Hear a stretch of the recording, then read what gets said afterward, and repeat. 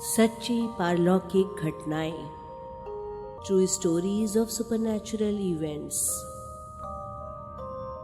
सोने की चूड़ी, एसएस का लिखा हुआ ये आलेख नॉर्दर्न इंडिया पत्रिका में प्रकाशित हो चुका है।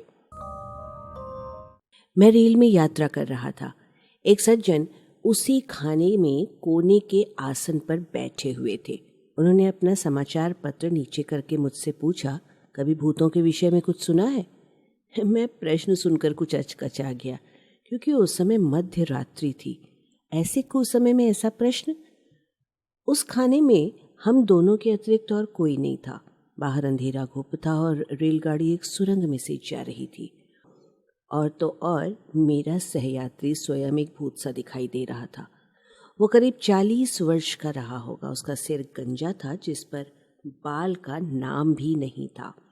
जिस पर उसकी चांद से बीचों बीच एक गमूटा था, मानो कोई दूसरा सिर उगाया हो। मैंने कहा, नहीं, मैंने भूतों के विषय में तो कभी कुछ नहीं सुना। मैं तो विज्ञान का विद्यार्थी हूँ। उसने कहा, यदि विज्ञान ने भूतों के विषय में कुछ जानने का प्रयत्न ही नहीं किया तो वो उसी का दोष कहा जाएगा, न कि भूतों का। उसका उत्तर इतना मौलिक और जानदार था कि मुझे इस विषय में रुचि आने लगी और मैं उठकर बैठ गया। मैंने कहा, तो मालूम होता है आपको इस विषय की जानकारी है? उसने अपने चांद पर हाथ फेरा और कहा, क्यों न होगी। बात ठीक 10 वर्ष पहले की है। मुझे इस प्रकार याद है मानो कल की ही घटना हो। मैं सैन टोम के बंगले में रहता था, जो समुद्र के ठीक सामने था। मेरा सबसे घनिष्ठ मित्र पड़ोसी कृष्णकांत था। बड़ा सुंदर युवक था, बड़ा धनी और शिष्ट था। मेरे पास के ही बंगले में रहता था। उसका प्रेम बिमला बाई से था, जो बहुत ही सुंदर दुबली पतली सी लड़की थी। बिमला भी कृष्णकांत पर मुग्ध थी और उसने अपने माता पिता से कह दिया था कि वो विवाह करेगी तो उसी से। कृष्णकांत का व्यापार बहुत फैला हुआ था। उसके लिए मद्रास छोड़कर जाना हुआ दुष्कर था।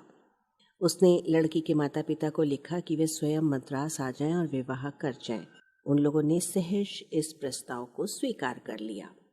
विवाह रविवार को होना था। केवल 3 दिन रह गए थे कि कृष्णकांत को अपनी लंका वाली शाखा से एक अप्रिय समाचार मिला। इस शाखा के प्रबंधक ने पैसे का गोलमाल किया था और शाखा की स्थिति डावाडोल हो गई थी। कृष्णकांत ने अपने भावी ससुर से परामर्श किया और उन्हें बताया कि उसका तुरंत लंका जाकर अपने व्यापार को ठीक ठाक करना अति आवश्यक है। दोनों की सहमति से विवाह 1 सप्ताह के लिए टाल दिया गया। किंतु कृष्णकांत अपने वचन के अनुसार अगले शुक्रवार को नहीं लौटा, न ही उसका कोई समाचार मिला। दक्कन के पश्चिमी तट पर उन दिनों एक भयानक तूफान आया हुआ था। ऐसे मौसम में कोई जहाज यात्रा न कर सकेगा, ये बड़ी संदिग्ध बात थी। किंतु रविवार को तूफान कुछ शांत हो गया था। विवाह उत्सव में सम्मिलित होने के लिए और सब लोग उपस्थित हो गए थे, किंतु वर का पता नहीं था। वधू की आंखों से आंसू ही नहीं थमते थे, वो विक्षिप्त सी होती जा रही थी। सवेरे के कोई 10 बजे होंगे। कृष्णकांत के मद्रास वाले कार्यालय का एक क्लर्क दौड़ा हुआ आया और बड़े उद्वेग से बोला कि लंका वाली शाखा से एक समाचार आया है। विमला के पिता ने बेसब्री से पूछा, कृष्णकांत का क्या समाचार है? क्लर्क ने उत्तर दिया, उसने आत्महत्या कर ली। हरेक के मुंह से निकला, हे भगवान, ये क्या हुआ? सारे अतिथि स्तंभित रह गए। दुख से लड़की के पिता का बुरा हाल हो गया। और जानते हो विमला का क्या हुआ? वो सुनते ही धड़ाम से गिरी और उसके प्राण पखेरु उड़ गए। फिर जो हुआ उसका वर्णन करना बड़ा कठिन है। उस क्लर्क को तो मानो काठ मार गया हो, जब उसने समझ लिया कि उसी की मूर्खता से विमला की जान गई है। मैंने अपने सहयात्री से पूछा, किंतु ये सब हुआ कैसे?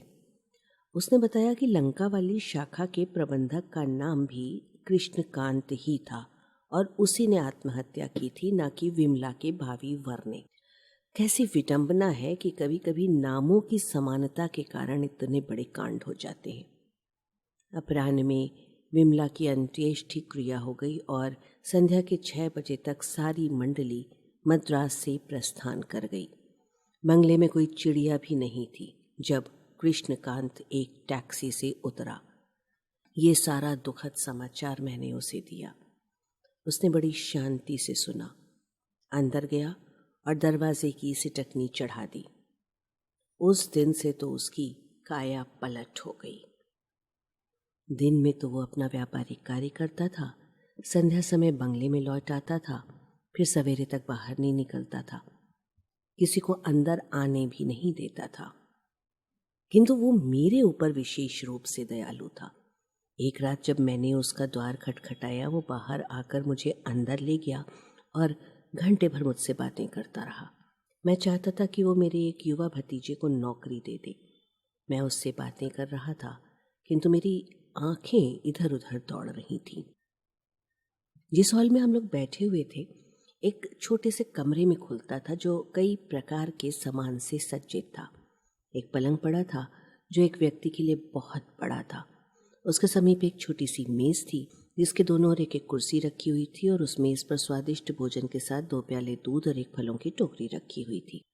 मुझे बड़ा अचरज हुआ और मैं उसके विषय में पूछने ही वाला था कि घड़ी ने 10 बजाए। कृष्णकांत चौंक पड़ा और उसकी आंखें चमकने लगी। वो बोला, मेरी पत्नी के आने का समय हो गया है। एकाएक उसे याद आया कि मैं कमरे में बैठा हूँ, तो उसने जीभ को दांत से काटा और मुझ पर चिल्लाया, अब तुम बाहर निकल जाओ। इतना कहते ही उसने मुझे धक्का देकर बाहर निकाल दिया।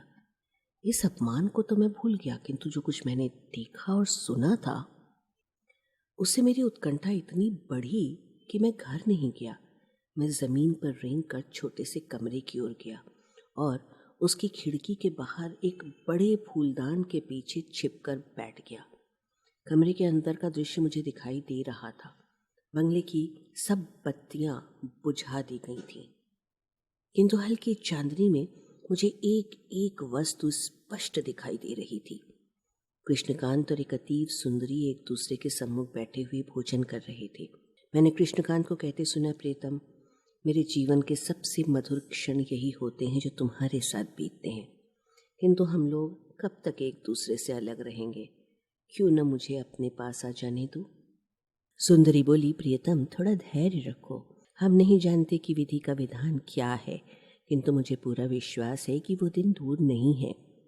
कृष्णकांत बोला, मुझे भी ऐसी ही आशा है बिमला। अच्छा, तो कृष्णकांत की भूत पत्नी बिमला थी? मेरा कलेजा मुंह को आ गया। मैंने उस लड़की को आंख भर देखा, यह जांचने के लिए कि वो वास्तव में बिमला ही थी या और कोई। इसमें संदेह नहीं कि वो बहुत ही ओजस्वी और शालीन थी। जब वो मुस्कुराती थी तो मानो संसार का सौंदर्य उसके होठों में समा जाता था, और वो बोलती थी तो मानो फूल झड़ते थे। उसका रोम रोम पारलौकिक दिखाई दे रहा था। कृष्णकांत भी उसके सामने घबरा सा गया था। एकदम से वो उठ खड़ी हुई और बोली, प्रीतम, मुझे ऐसा लग रहा है कि कोई हम लोगों को देख रहा है। वो दौड़कर कमरे से बाहर निकल गई और कृष्णकांत पुकारता ही रह गया। उसकी आवाज़ वायु में गूंज रही थी। जब वो बिमला को पकड़ने दौड़ा, कहीं मेज उलट गई, कहीं प्याले गिरकर चूर चूर हो गए। जहाँ 1 घंटा पहले घोर निस्तब्धता छाई हुई थी, वहाँ अब गड़बड़ घोटाला हो गया था।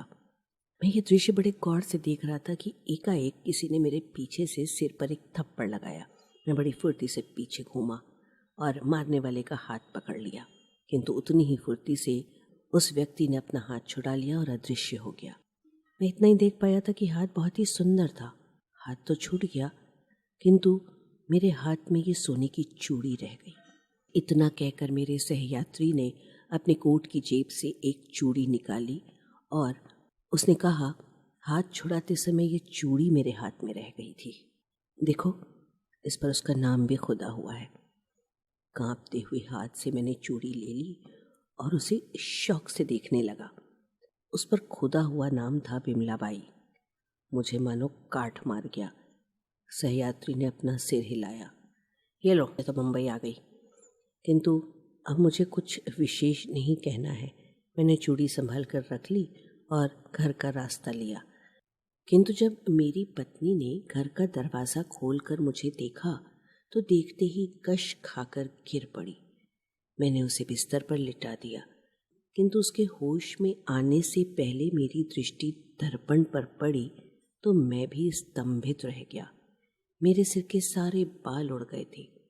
जब मैं कृष्णकांत के घर गया था तो मेरे सिर पर बालों का अच्छा खासा झहुआ था। भूत ने मुझे गंजा कर दिया था।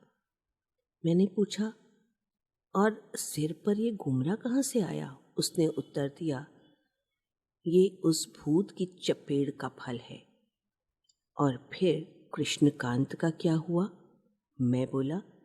उसने उत्तर दिया, उसने उसी रात उसी कमरे में फांसी लगाकर आत्महत्या कर ली जिसमें बिमला मरी थी। कभी कभी मैं सोचता हूँ कि क्या वो वास्तव में कोई सत्य घटना थी अथवा मेरा कोरा भ्रम। किंतु मेरे गंजे सिर और इस चूड़ी का क्या रहस्य है? डॉक्टर ब्रजमोहन लिखित व संग्रहित पुस्तक भटकती आत्माएं का ऑडियो रूपांतरण। वाचक स्वर संज्ञा टंडन। प्रस्तुति arparadio.com।